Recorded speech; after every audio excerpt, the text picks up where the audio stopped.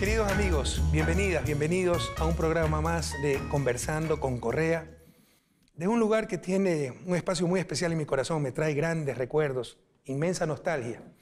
El Palacio de Miraflores, en Caracas, Venezuela, el Palacio Presidencial de la República Bolivariana de Venezuela, y con un invitado extraordinario, extremadamente especial, al cual le agradezco muchísimo su gentileza, el presidente Nicolás Maduro Moros.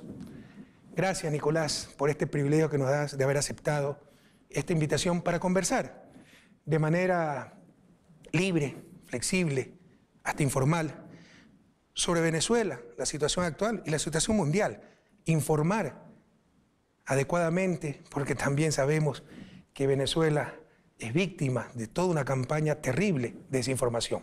Bienvenido y muchas gracias. Bueno, muchas gracias, Rafael. Bienvenido a tu patria, Venezuela. Y gracias por abrir esta ventana tan prestigiosa, este programa Conversando con Correa, para tener una oportunidad de decir nuestra verdad y de poder conversar, bueno, como siempre, con la mayor sinceridad y la mayor pasión, esa pasión que nos mueve por nuestros países. Gracias.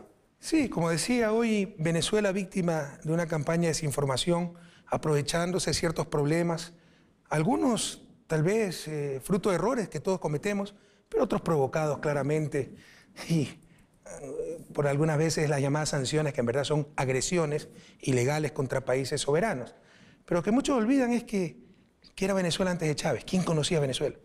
Y tal vez desconocen que durante décadas Venezuela fue el principal productor de petróleo del mundo. ¿Dónde fue ese dinero?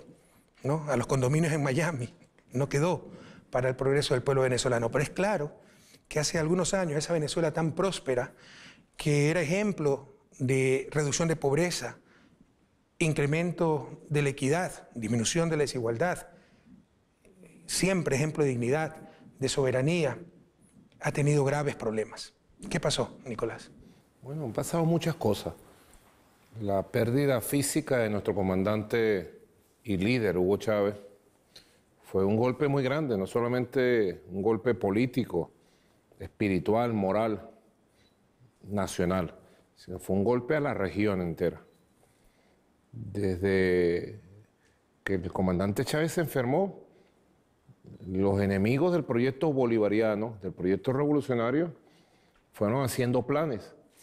Los enemigos internos, pero sobre todo el poder imperial de los Estados Unidos empezó a proyectar un conjunto de fórmulas para sustituir el chavismo, para acabar el fenómeno del chavismo.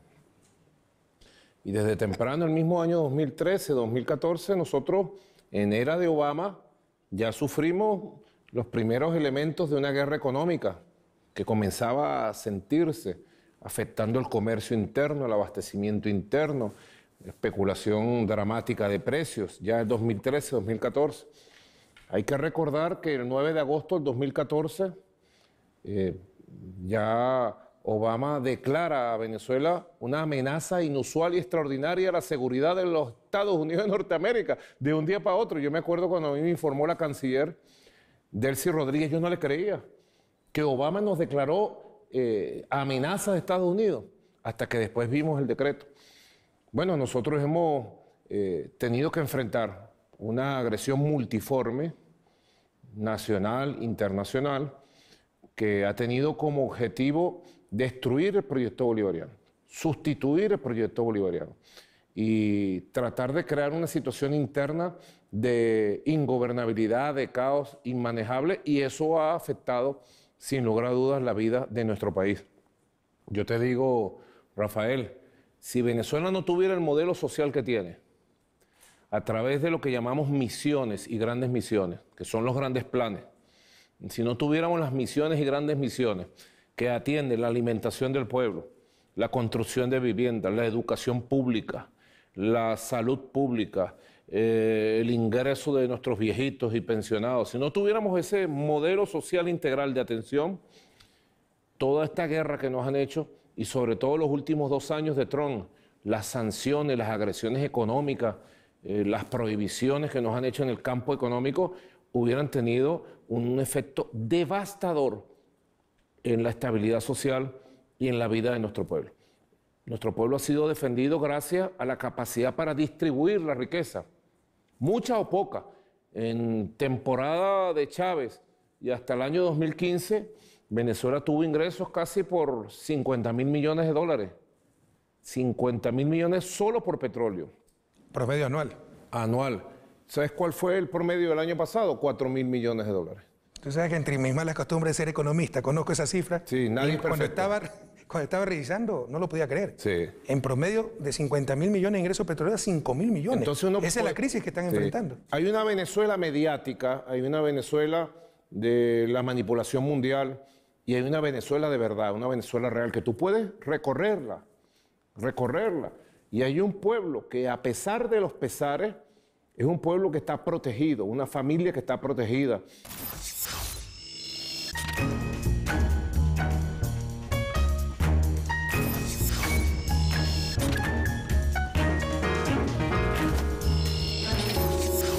Por eso te digo, con grandes ingresos tuvimos un tiempo de prosperidad, de crecimiento del consumo, del crecimiento de la economía.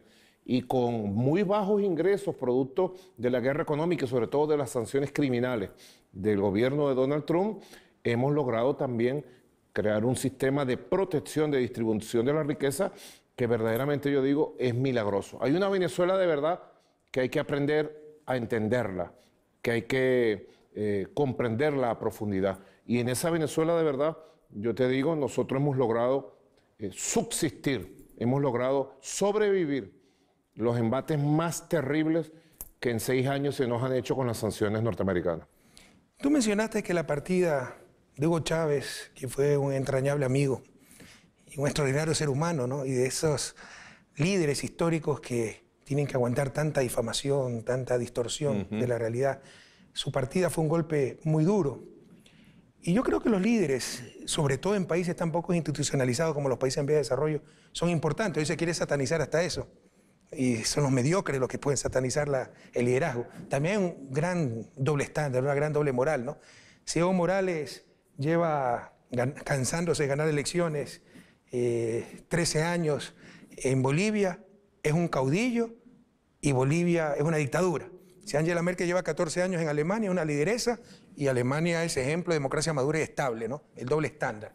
Los líderes son importantes, pero todos debemos ser necesarios, nadie debe ser imprescindible. Un proyecto político tan importante como el proyecto bolivariano en Venezuela podía depender en esa magnitud de un solo hombre, así sea una persona para mí extraordinaria como fue el comandante Hugo Chávez. Yo creo que el comandante Chávez tenía conciencia de todo el papel que debe jugar un líder, un jefe. Comandante Chávez, un líder extraordinario, no solamente de Venezuela, de América Latina, del Caribe y del mundo. Y tenía muy claro su papel como jefe constructor de un movimiento revolucionario. Y te digo, Rafael, logró construir elementos claves, logró construir un Estado, un nuevo Estado, con la Constitución del 1999. Logró construir de manera muy avanzada un partido y una coalición de partidos con bases reales, con liderazgo, con fuerza real. Logró construir un liderazgo de acompañamiento, Rafael, un liderazgo colectivo. Mucha gente se preguntará, ¿cómo después de todo lo que ha sucedido la revolución bolivariana está en pie y está victoriosa en medio de las circunstancias más difíciles que tú puedes ver en las calles de Venezuela? Tú verás a un pueblo de pie y a una revolución en el poder con legitimidad real. ¿Ves? Nosotros, yo siempre digo, somos de verdad. Nosotros somos como esta madera, de verdad, con fuerza propia, legitimidad propia. Y eso en buena parte se explica, Rafael, porque el comandante Chávez formó a una generación de líderes y lideresas que lo acompañaban con mucha conciencia en un liderazgo colectivo. Y permitió en aquella emboscada que la vida nos dio, con la enfermedad repentina y la partida física del comandante Chávez, permitió tomar el relevo y avanzar. Este no es un problema, yo siempre lo digo, de un hombre, ¿no? Este no es un problema, y Chávez lo decía, de Chávez, no, es un problema, un asunto de un proyecto histórico que existe, de un pueblo, el proyecto de Bolívar.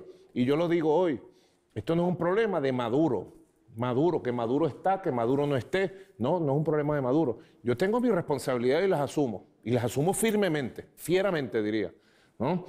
Pero aquí hay un pueblo, aquí hay una fuerza política, aquí hay una Fuerza Armada Nacional Bolivariana, aquí hay un liderazgo colectivo. Y si Maduro está o no está, la revolución seguirá. Eso es una conclusión, ¿no?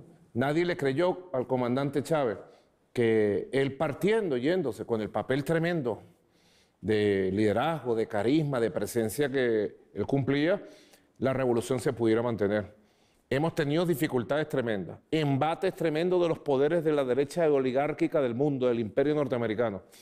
Pero aquí estamos de pie y con muchas posibilidades, Rafael. No te lo digo con un optimismo exacerbado, pero yo te lo digo, con muchas posibilidades de tomar la senda del crecimiento, del desarrollo y la recuperación, que es la senda que vamos a tomar más allá de las sanciones, de los bloqueos y de las agresiones.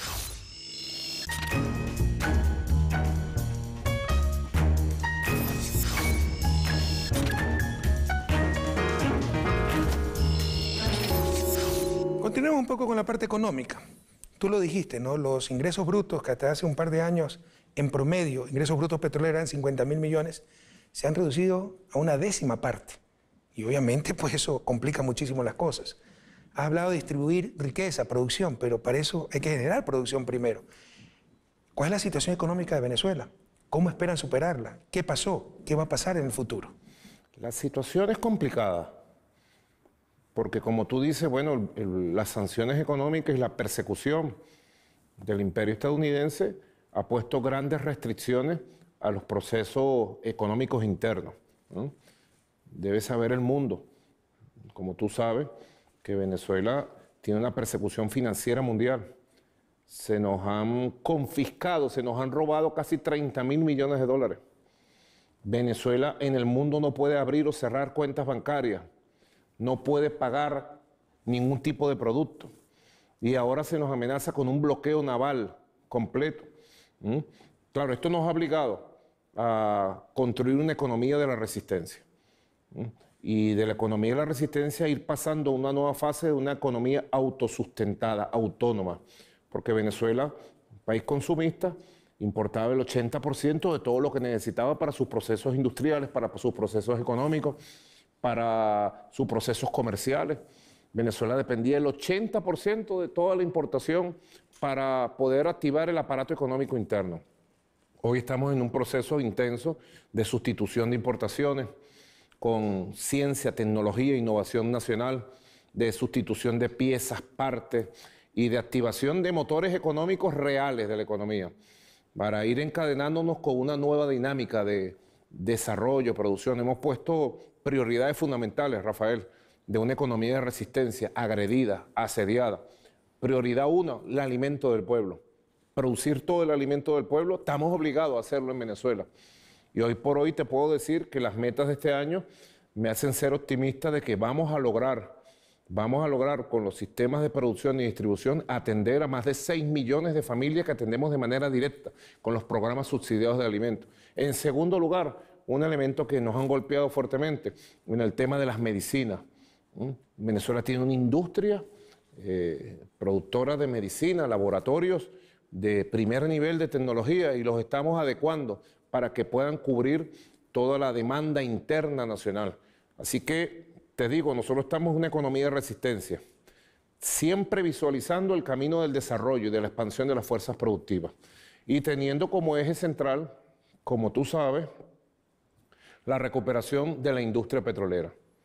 La industria petrolera quizás es la que ha sido más afectada con todo el proceso de persecución, de sanciones. Pero es petróleo, petróleo es petróleo.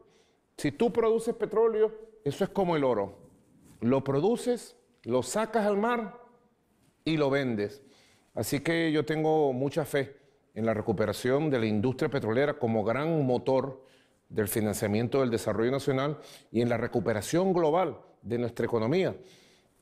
Yo te digo, si nosotros podemos decir algo de la experiencia de estos años, sobre todo de los últimos meses, Lo pudiéramos decir en tiempos de bonanza, lo siguiente.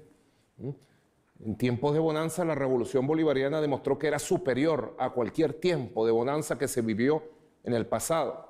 Tú decías 1920, 1970, 50 años Venezuela fue primera productora de petróleo del mundo. ¿Y dónde se invirtió eso?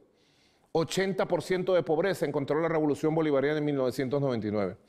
Pero si demostramos la gran capacidad para distribuir riqueza cuando tuvimos bonanza, estamos demostrando ahora, mira, largando el cuero, como decimos en Venezuela, con un esfuerzo heroico, estamos demostrando que en etapas de necesidad, de bajos ingresos y de guerra económica, de bloqueo económico, la revolución distribuye el ingreso poco y hace mucho. Con muy poco estamos haciendo mucho y creo que eso nos está dejando una escuela y nos está dejando una senda para la recuperación de una economía que tiene motores propios, que tiene riqueza propia y que, te voy a decir, más temprano que tarde va a tomar la senda del crecimiento nuevamente. Los problemas, conozco un poco de la economía venezolana y los problemas comenzaron, claramente se ve, en el 2015, cuando empieza a caer el precio del petróleo y empieza a caer la producción petrolera de Venezuela, Colombia, Ecuador, porque normalmente los propios ingresos petroleros tú reinviertes para mantener la producción. Cuando hay escasez es difícil reinvertir o invertir recursos, pero empiezan a recuperarse los precios un poco, se abren los mercados financieros, se accede al crédito y países como Ecuador, Colombia recuperan su producción petrolera, pero Venezuela no lo hace, porque empiezan a surtir efecto, aunque todavía no eran oficiales muchas de las medidas, las sanciones contra Venezuela, por el decreto ejecutivo de Obama, no para cualquier efecto práctico, empiezan a surtir efectos, perdóname la redundancia, ya ciertas medidas, ciertas limitaciones, y no puede recuperar la producción petrolera Venezuela. Eso, añadido a la caída de los precios, reduce drásticamente el ingreso petrolero.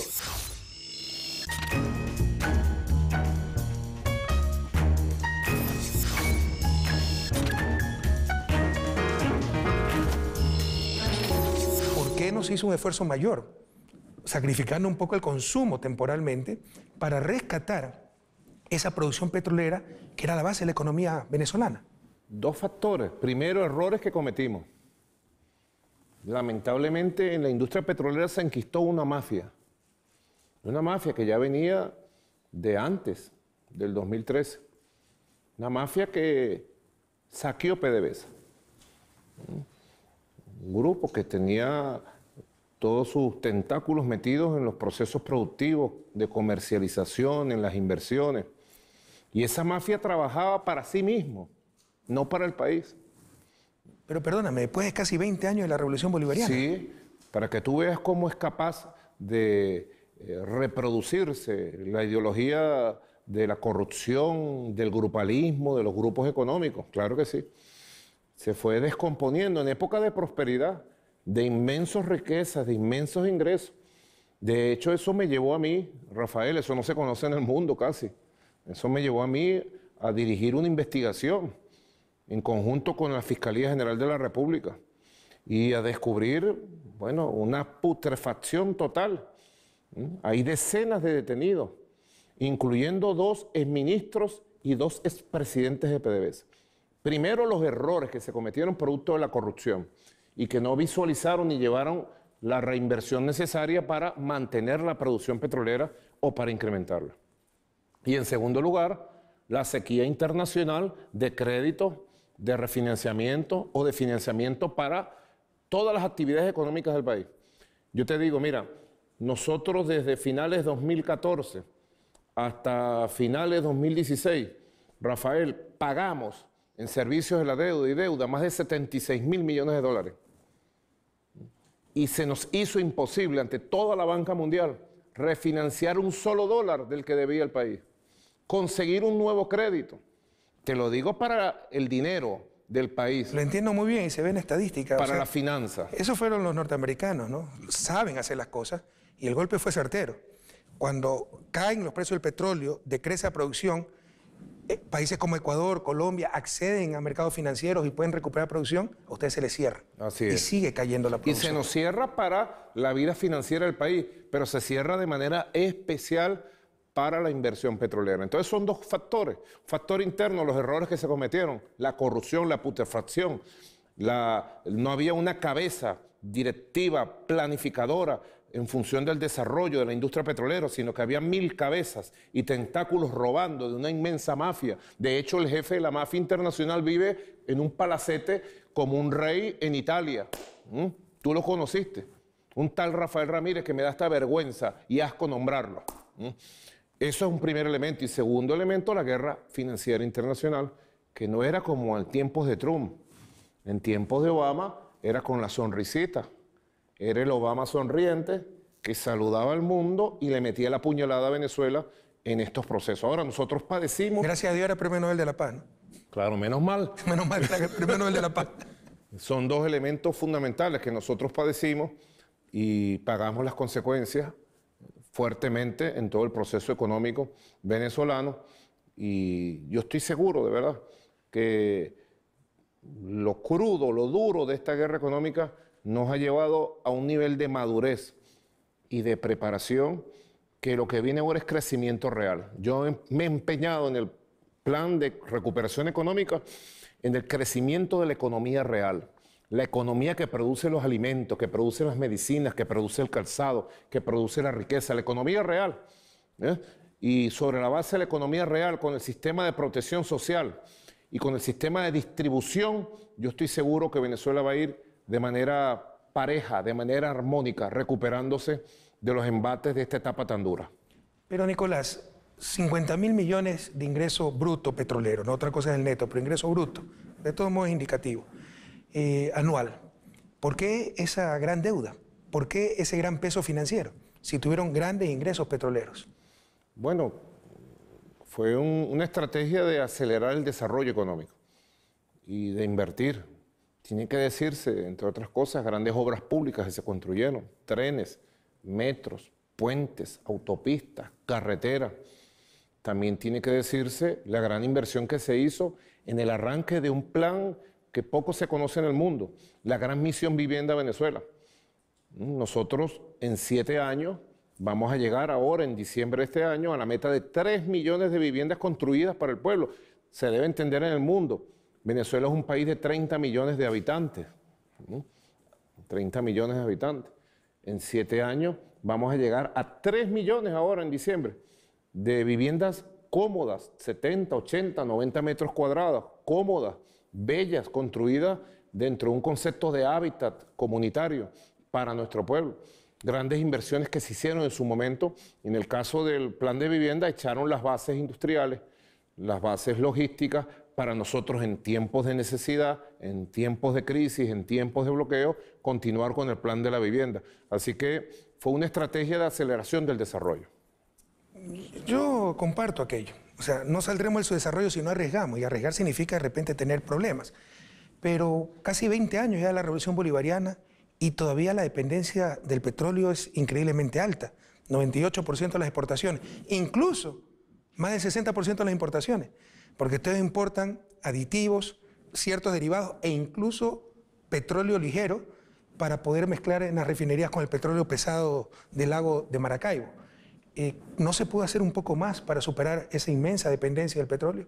Quizás, estoy seguro que sí, se pudo haber hecho más. El comandante Chávez planteó el proyecto de desarrollo nacional y él personalmente estuvo detrás de los proyectos de desarrollo industrial, detrás del desarrollo agrícola del país, reformuló, pero Rafael, y yo también me he puesto detrás de cada uno de los planes, he definido 16 motores de desarrollo, 16 motores de desarrollo real, no los estoy sacando de la biosfera, no, los estoy sacando de la realidad económica, industrial, tecnológica del país. Pero te puedo decir, como reflexión, cuesta transformar el modelo económico instalado durante 100 años. Fueron 100 años que se instaló un modelo de dependencia que llamamos el modelo rentista petrolero, donde Venezuela dependió de un chorro.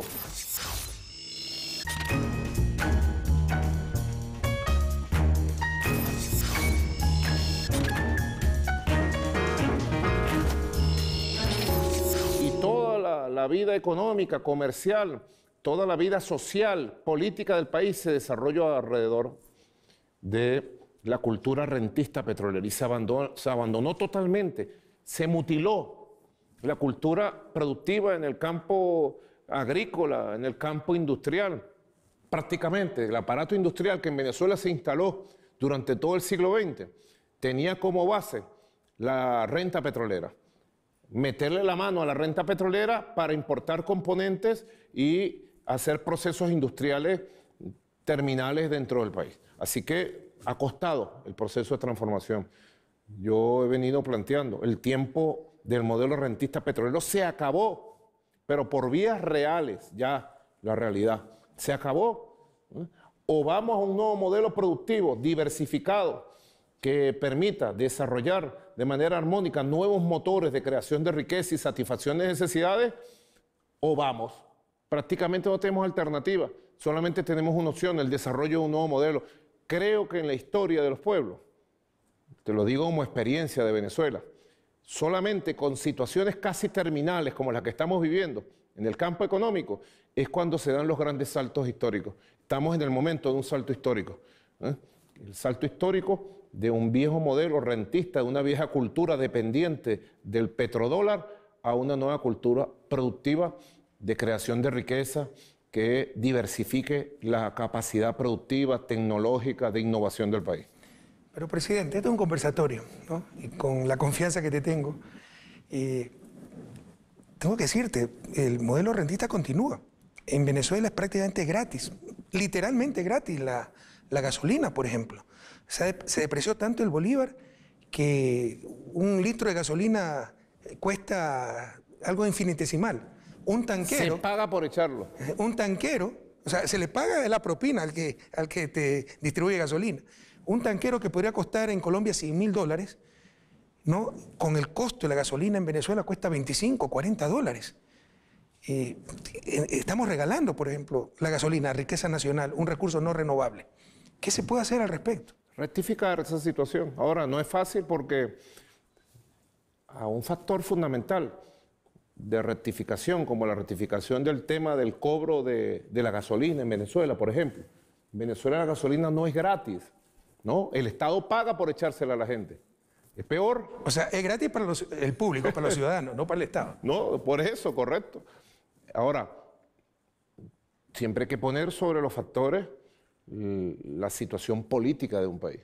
O sea, una decisión de esas características, la instalación de un nuevo sistema de precios y de cobro de la gasolina, que tendrá que venir más temprano que tarde, tiene que tomar en cuenta, bueno, que nosotros nos enfrentamos a una gran conspiración internacional, de conspiración permanente que pretende utilizar cualquier factor político, cualquier factor económico, cualquier factor social para generar violencia, para generar las condiciones para la intervención del país. Nosotros estamos en este momento amenazados, Rafael, como tú lo sabes, de una intervención militar, de un bloqueo naval militar y de 1000 formas de agresión política, económica, por el imperio más poderoso del mundo. Así que tenemos que pensar bien las cosas, cuándo hacerlas, cómo hacerlas. Quizás eso ha retardado la rectificación de elementos claves como la crítica que tú nos haces sobre el precio de la gasolina y su subsidio. Lenin decía, la política es economía concentrada.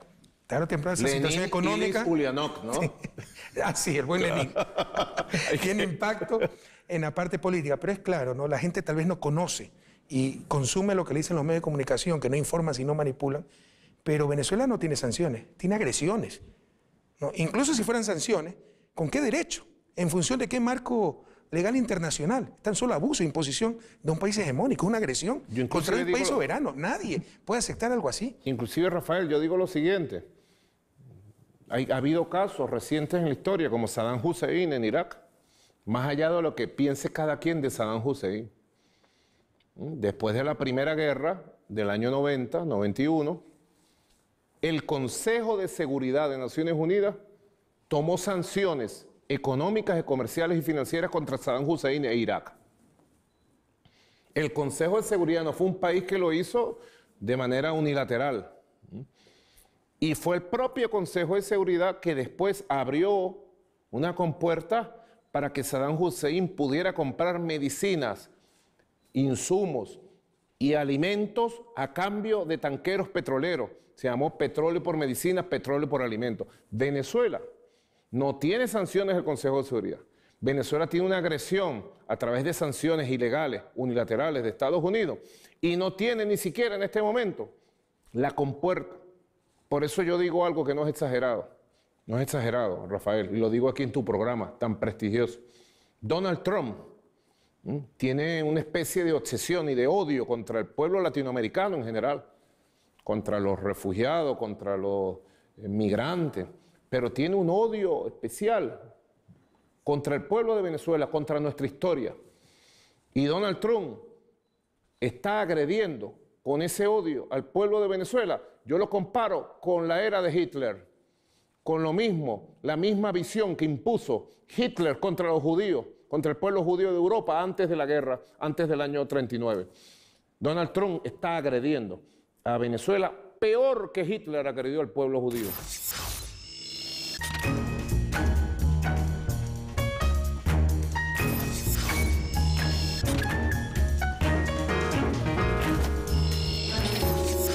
Nosotros tenemos conciencia de todo eso. Y por eso te digo, de manera muy firme, te lo digo, dificultades tenemos, necesidades tenemos, pero lo que nos sobra es voluntad, moral, ganas de luchar por nuestro país y además porque vamos viendo todos los días resultados. A veces un resultado pequeño, parcial, a veces tenemos un retroceso en el campo de la recuperación económica, pero yo estoy seguro que el modelo económico que estamos armando, junto al modelo social proteccionista, socialista, solidario, cristiano que tenemos en el país, nos va a dar un resultado a mediano plazo de una recuperación armónica y sostenible en el esfuerzo y riqueza de Venezuela. El mundo tal vez no entiende lo que son las sanciones, porque escuchan sanciones, ¿no? ¿Qué significará aquello? Imaginen un país que no pueda vender su principal producto, petróleo, y que si lo pudiera vender y tuviera algo de divisa, con eso no puede comprar nada porque no puede utilizar el sistema financiero internacional. Eso es lo que le ha hecho a Venezuela. Y por sancionar a un gobierno sin ningún derecho, están sancionando a la población. Indudablemente, Nicolás, la pobreza ha aumentado, los salarios se han pulverizado, hay emigración de venezolanos a diferentes partes de América Latina. ¿Qué nos puedes decir al respecto? ¿Cómo piensan enfrentar esos gravísimos problemas sociales? Bueno, los enfrentamos todos los días.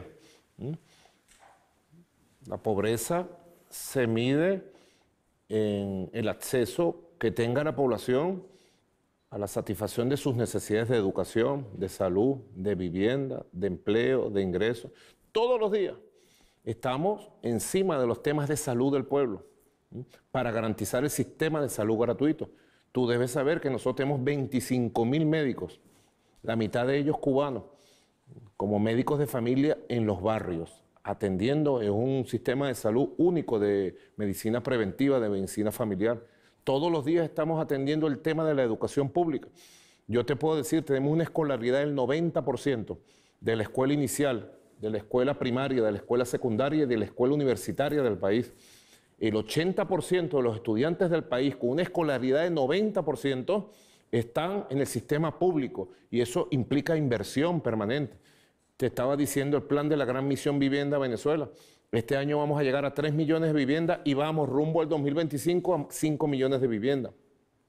El tema del empleo. Hemos mantenido un nivel estimable, importante, de empleo. ¿Tienen pleno empleo ustedes? ¿No hay desempleo casi pleno empleo en Venezuela? Y a través de un sistema... Pero el problema son los salarios, ¿no? Claro, que tratamos de compensar, tema difícil de la economía venezolana, tratamos de compensar a través de un sistema llamado el Sistema de Carné de la Patria, que subsidia directamente a 6 millones de familias mensualmente con bonos de subsidio que le permiten el acceso a los bienes básicos, a los bienes fundamentales. Estamos en una economía de resistencia, estamos en una etapa muy difícil, Rafael. Sobre el tema de la migración, se ha mentido mucho. Se ha tomado un fenómeno nuevo, totalmente explicable, de venezolanos y venezolanas, sobre todo profesionales y clase media popular, que han buscado alternativas fuera del país, muchas veces atraídos por una campaña en las redes sociales ofreciendo vente para Lima, vente para tal sitio y tendrás trabajo, tendrás oportunidades. Muchas veces va a ser una campaña engañosa, se ha ido mucha gente del país y se ha aprovechado este tema de la migración, primera vez que tenemos un proceso de migración, para exagerarlo. Se ha dicho que se han ido 3 millones, 4 millones. En estos días John Bolton, este personajillo tan fracasado y tan negativo para la historia de Estados Unidos y de América Latina, no, decía que eran 5 millones. Nosotros tenemos nuestras cifras. Este año se va a hacer el censo, ahora en el segundo semestre, el Censo Nacional de Población que corresponde a este año, y nosotros tenemos nuestras cifras, ¿no? De entre 300.000 a 700.000 venezolanos han salido en los últimos 3 años. Y eso se ha exagerado, porque por primera vez hay venezolanos trabajando en Quito, en Lima, en Argentina. Ahora, es explicable, un país que es sometido a un nivel de tensión, de agresión, yo diría que nunca vista en nuestra región. Bueno, es una opción, la migración termina siendo una opción para liberar de esas tensiones económicas y sociales al país.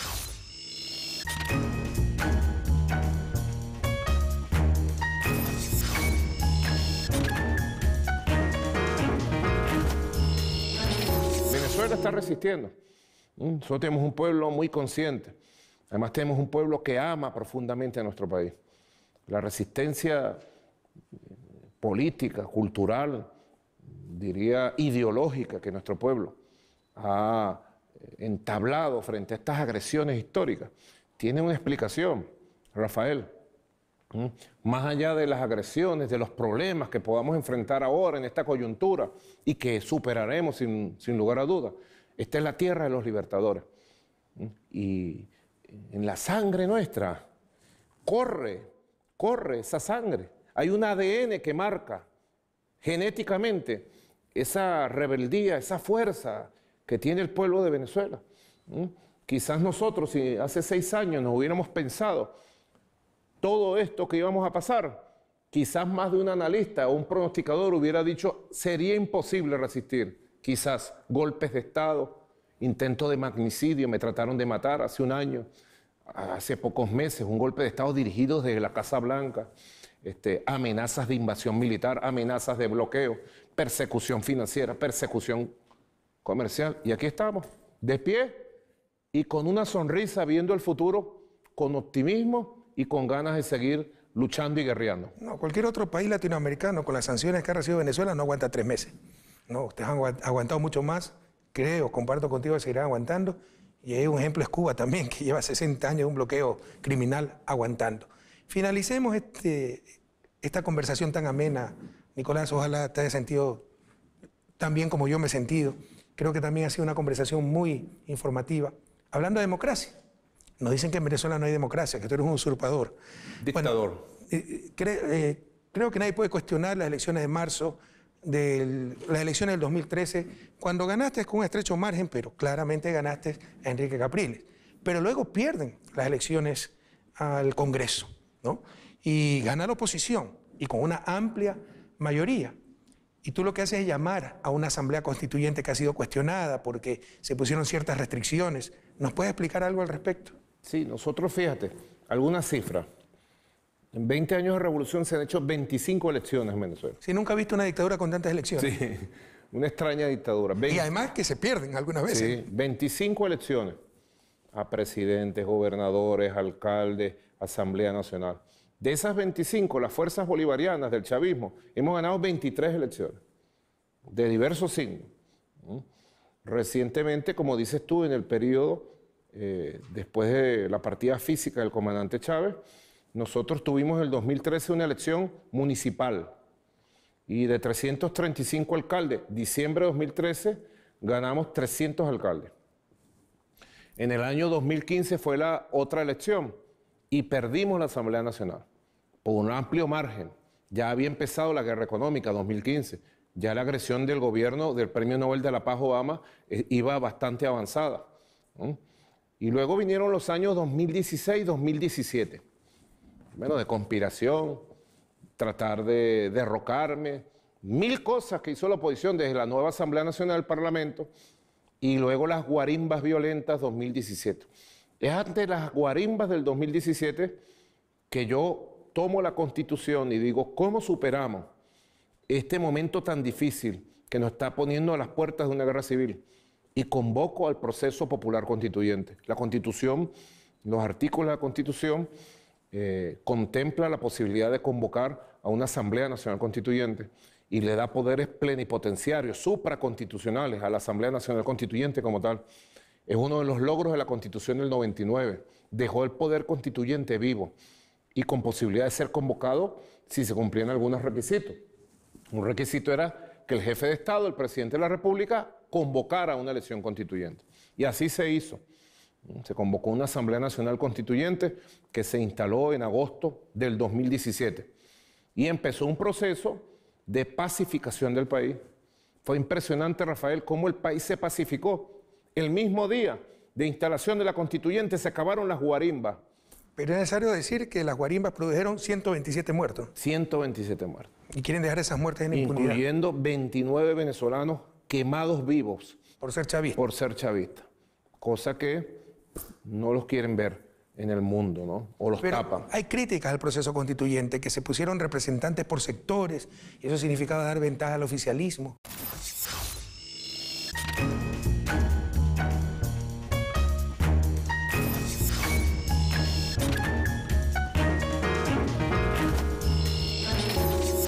No, eso es una belleza, yo lo diría, es al revés. Más que una crítica, es una ventaja, ¿no? Es una constituyente de carácter social. Ojalá en el mundo, yo estoy seguro que en la evolución del pensamiento político progresista del mundo, dentro de 30, 50, 100 años, muchas de las cosas que hoy estamos haciendo para llevar adelante por la vía democrática, constitucional, pacífica, la revolución bolivariana, para sortear los obstáculos, servirán como referencia. Uno es esta, ¿eh? Porque los sectores sociales eligieron sus delegados constituyentes. Los trabajadores y las trabajadoras votaron por sus constituyentes. Los adultos mayores, los pensionados, votaron por su constituyente. Las mujeres votaron por sus constituyentes, ¿no? Los sectores de la diversidad sexual votaron por su constituyente. Todos los sectores votaron por su constituyente.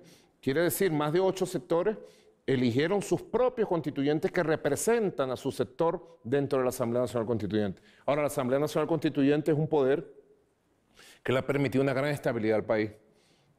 De hecho, el golpe de Estado que intentaron el 30 de abril pasado, pretendía, como una de sus primeras medidas, pretendía intentar disolver la Asamblea Nacional Constituyente. Las últimas declaraciones de mis amigos John Bolton y Leo Abrams, con los cuales me reúno normalmente, también apuntan a controlar la Asamblea Nacional Constituyente. La Asamblea Nacional Constituyente es un poder estabilizador del país y va a funcionar hasta diciembre del año 2020 y seguramente será protagonista de los próximos procesos electorales, como el proceso de elección del Parlamento Nacional, que de acuerdo a la Constitución estamos obligados a convocar para el año que viene, el año 2020. Y llegó el año 2018, elecciones presidenciales, mayo me parece. Mayo. Fue observador. 20 de mayo. Tuvieron la gentileza de invitarme como observador de esas elecciones. Nadie puede cuestionar la transparencia de las elecciones, del proceso, extremadamente bien organizado, barristes a nivel de voto popular, pero la participación fue menos del 50%, la más baja tal vez en historia reciente de Venezuela, pero mucho más alta que países europeos y otros países incluso de la región. Sin embargo, se cuestiona, hubo candidato de la oposición, Henry Falcón, pero se cuestiona que se impidió participar a los principales líderes de la oposición. Bueno, este es el mundo al revés que decía Galeano. La oposición estuvo durante el año 2015, 16, 17 pidiendo adelanto de elecciones presidenciales ya, adelanto de elecciones presidenciales. Y llegó el año 2018, que era el año de las elecciones presidenciales. Y en una mesa de diálogo que tuvimos en República Dominicana con ellos, se fijó hacer en el primer cuatrimestre del año. Cuando se iba a firmar el acuerdo con ellos, se levantaron del acuerdo y la fecha de las elecciones quedó fijada para el 20 de mayo. Respondiendo, porque esas elecciones pudieron haber sido en diciembre, como normalmente se han hecho, o en octubre, a finales del año. Pero el adelanto de las elecciones para mayo fue una exigencia de 3 años de la oposición y fue una exigencia de la oposición en la mesa de diálogo de República Dominicana. Ellos se levantan, Rafael, por un mandato, por una llamada del antiguo secretario de Estado, Tillerson, al jefe negociador Julio Borges, que estaba en República Dominicana, donde el gobierno de Donald Trump le dice que no deben participar en las elecciones.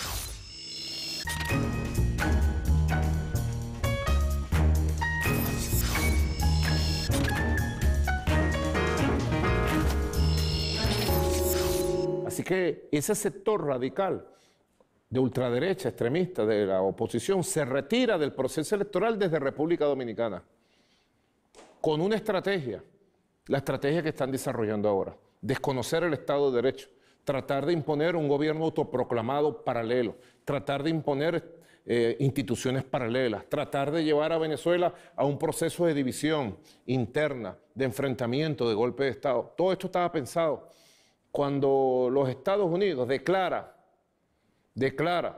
en febrero 2018, todavía no se había levantado la mesa de diálogo, cuando los Estados Unidos declara que no reconocerá ninguna elección presidencial en Venezuela, es porque ya tenía una estrategia de máxima presión, de máxima agresión y de intentar reventar la vida política interna. Por eso es que las elecciones del 20 de mayo, con la participación de otros candidatos, entre ellos Henry Falcón, la participación de un importante candidato de los sectores evangélicos de la oposición, de apellido Bertucci, fue un acto prácticamente heroico de la institucionalidad nacional.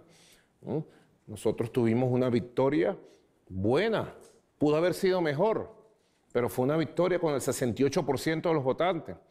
Y cuando sacamos el estimado, los expertos electorales nuestros, nosotros sacamos más del 32% de los inscritos en el registro electoral, lo cual va muy lejos de lo que sacó Donald Trump, de lo que sacó el primer ministro de entonces en el Reino Unido, de lo que sacan todos estos primeros ministros. No tienen ningún tipo de moral ellos. La revolución bolivariana, Rafael, nuestro gobierno tiene una legitimidad de origen, una legitimidad popular, una legitimidad ética, moral, real. Si no, no estuviéramos aquí.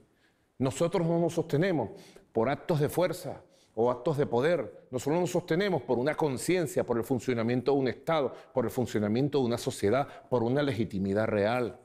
Si hoy hubiera elecciones en Venezuela, está pendiente la convocatoria de elecciones para el Parlamento. Te digo, si hoy hubiera elecciones en Venezuela, con toda la situación que tú has descrito aquí a nivel económico, nuestras fuerzas bolivarianas tendríamos la mayoría de la nueva Asamblea Nacional. Triunfaríamos en cualquier elección. Si hubiera... Han ganado las 3 últimas elecciones, ¿no? Presidenciales, gobernadores, municipales. Te digo más, si aquí hubiera elecciones presidenciales, como en el 2018, y la oposición toda participara, nosotros le ganaríamos. Con votos tenemos legitimidad real. La revolución nunca le han regalado nada desde el norte, desde el imperio, desde la derecha del mundo. Nosotros todos nos hemos ganado con esfuerzo, con votos, con trabajo. Y eso es lo que nos da la fortaleza, el músculo que tenemos por el ejercicio democrático, por el trabajo diario, por el ejercicio de la soberanía popular. Muchos errores hemos cometido, debilidades tenemos, problemas tenemos, como arroz, claro que sí tenemos, pero nadie nos puede quitar, como decía el comandante Chávez, lo bailado. Lo que hemos ganado, 23 elecciones de 25, las hemos ganado por la calle del medio. Y las elecciones que vengan, próximo año, en el 2021, en el 2022, todas las elecciones, seguiremos nosotros por la senda del triunfo, por la única vía que sabemos, las elecciones, los votos. Y llegó enero del 2019, te tocó iniciar, posesionarte para tu nuevo sexenio, después de ganar las elecciones del 2018, pero empezó también una ofensiva terrible de la oposición desconociéndote. Los argumentos nunca estuvieron claros, sencillamente que no les gustó el resultado de las elecciones.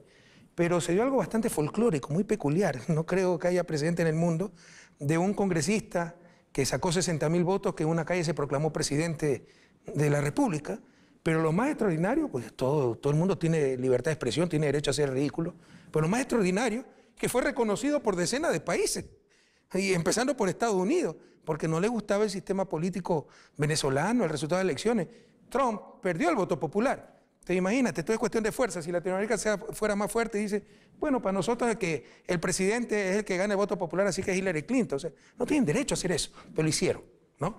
Y reconocen a Guaidó, eso ha creado mayores problemas. ¿Qué tienes que comentarnos al respecto? ¿Qué fracasaron? La estrategia de gobierno paralelo, de poder paralelo, apoyado por el gobierno de Estados Unidos y por sus gobiernos aliados en América Latina, del Grupo de Lima, fracasó, fue inviable. Yo no lo podía creer, hasta la Europa de las luces, de la ilustración, reconociendo un tipo que en una calle se proclamó presidente sin haber ganado ninguna elección presidencial. Rafael, no lo podía creer. Las oligarquías europeas que tienen el poder de verdad son aliadas carnales del poder estadounidense, aliadas carnales. Y a Europa, Donald Trump le ha impuesto su política extremista contra Venezuela. Lamentablemente, Europa está de rodillas en cuanto al tema Venezuela, a la política extremista que los llevó al fracaso.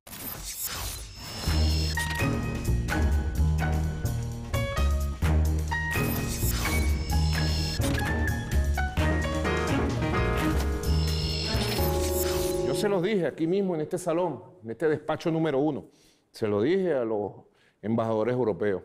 Esos días en que este señor ridículo se autoproclamó presidente, le dije, van a fracasar.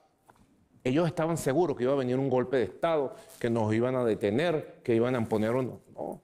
Nosotros confiamos en las instituciones democráticas, tenemos plena confianza en la Unión Cívico-Militar y ellos fracasaron. Y los elementos más perversos y colaterales de su fracaso se van a ver en los meses que están por venir. Así que no se pierdan las noticias sobre Venezuela, de lo que será la profundización del fracaso de este modelo de golpe de Estado que trataron de imponernos desde el norte y que con moral, con democracia y con la Constitución en la mano hemos derrotado. Presidente, hace unos minutos habló de músculo. Lo veo en muy buena forma. Está haciendo deporte. Ejercicio permanente.